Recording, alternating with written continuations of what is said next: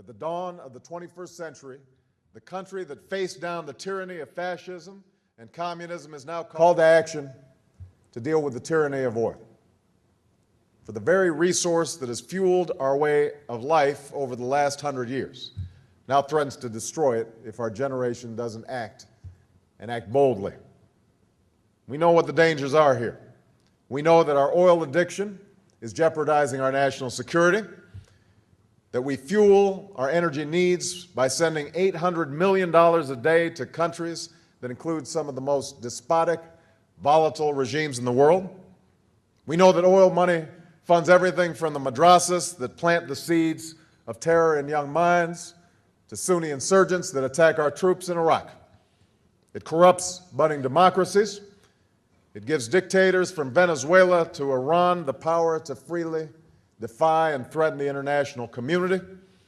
It even presents a larger target for Osama bin Laden, who has told al-Qaeda to, quote, focus your operations on oil, especially in Iraq and the Gulf area, since this will cause the Americans to die off on their own, unquote.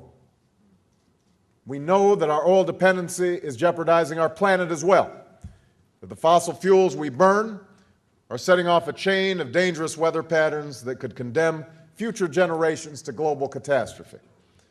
We see the effects of global climate change in our communities and around the world, in record drought, famine, forest fires. Hurricanes and tornadoes and typhoons are growing in intensity and rapidly melting ice sheets in Antarctica and Greenland that could raise the global sea levels high enough to swallow up large portions of every coastal city and town around the world. And this city, Detroit, knows better than any what our oil addiction is doing to our economy. We're held hostage to the spot oil market, forced to watch our fortunes rise and fall with the changing price of every barrel. Gas prices have risen to record levels and could hit $4 a gallon in some cities this summer. Here in Detroit, three giants of American industry are hemorrhaging jobs and profits as foreign competitors answer the rising global demands for fuel-efficient cars. America simply cannot continue on this path. The need to drastically change our energy policy is no longer a debatable proposition. It's not a question of whether, but how. It's not a question of if, but when. For the sake of our security, our economy, our jobs, and our planet, the age of oil must end in our time. This is a challenge. This is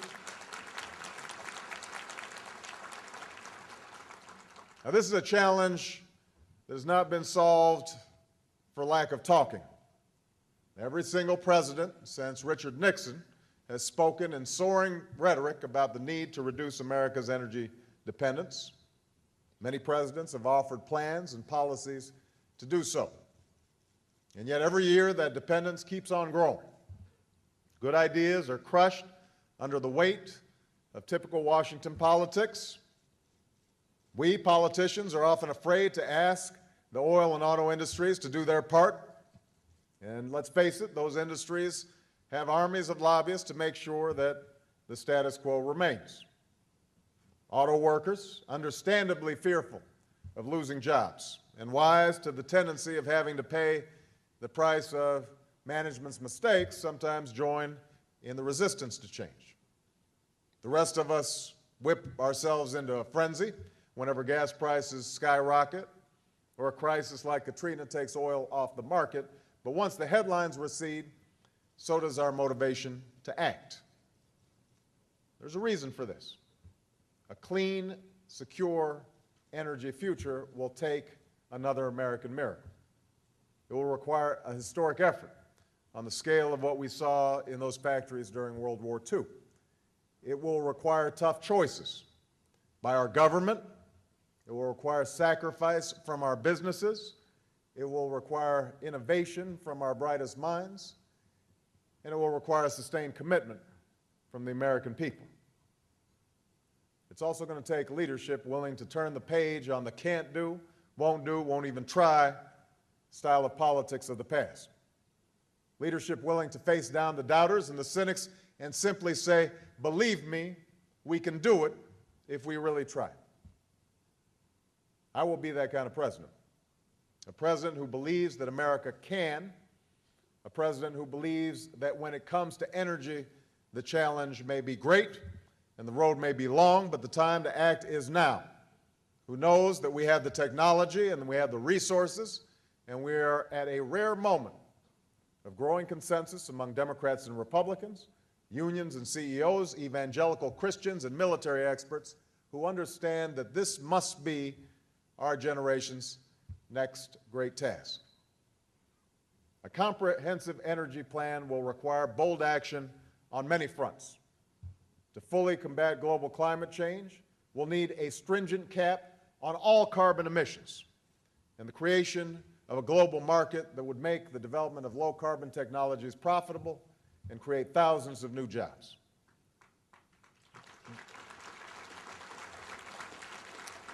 We're also going to need to find a way to use coal, America's most abundant fossil fuel, without adding harmful greenhouse gases to the environment.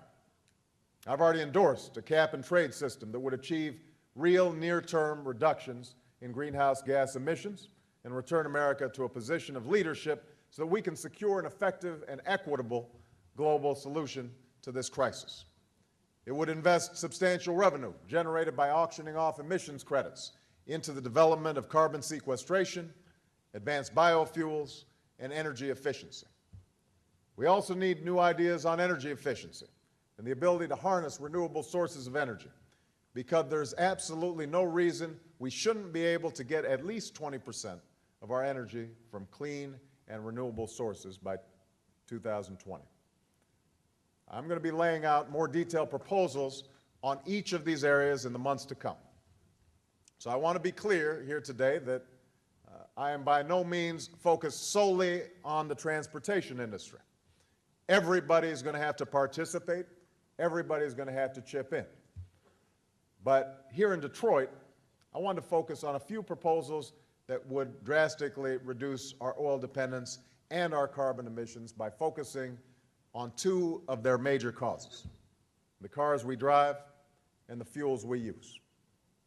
By 2020, these proposals would save us 2.5 million barrels of oil per day, the equivalent of ending all oil imports from the Middle East and removing 50 million cars worth of pollution off the road.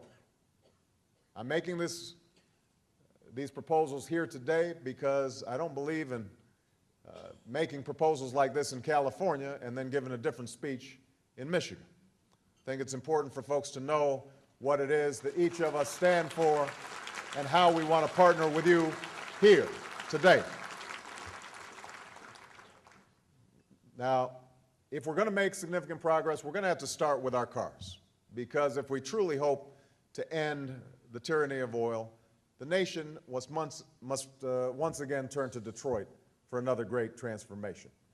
Now, I know these are difficult times for automakers. I know it's a difficult time for Michigan. And I know that not all of the industry's problems are of its own making. But we have to be honest about how we arrived at this point.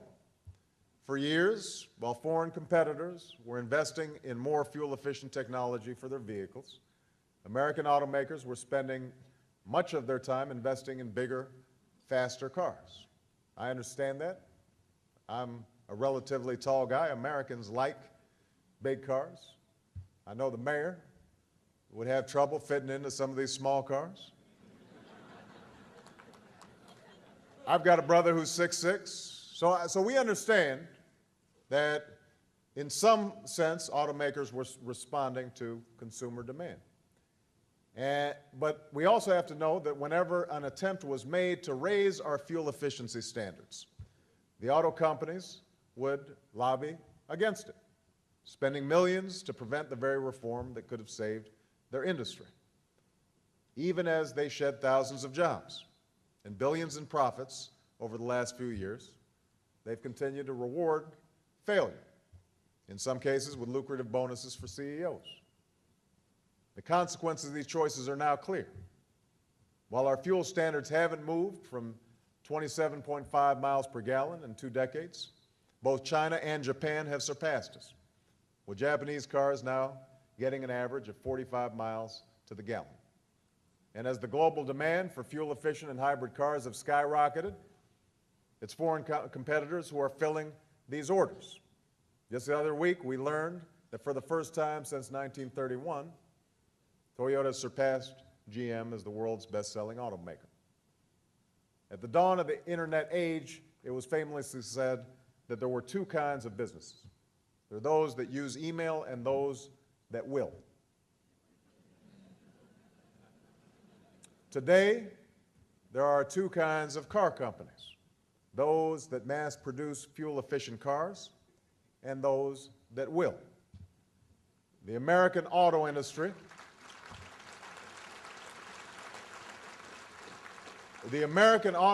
can no longer afford to be one of those that will. What's more, America can't afford it. Because the fact is, when the auto industry accounts for 1 in 10 American jobs, we all have a stake in saving those jobs. When our economy, our security, and the safety of our planet depend on our ability to make cleaner and more fuel-efficient cars, every American has a responsibility to make sure that happens. Now, automakers continue to refuse to make the transition to fuel-efficient production because they say it's too expensive at a time when they're losing profits and struggling under the weight of massive health care costs. And there are many auto executives who are doing some terrific work around this issue and want to move there but aren't sure that they can. Fact is, this time, the automakers are right. The auto industry's refusal to act for a long time has left it mired in a predicament for which there is no easy way out. But expensive to do is no longer an excuse for failure to do. The auto industry is on a path that is unsustainable for their business, for their workers, and for America. And America must take action to make it right.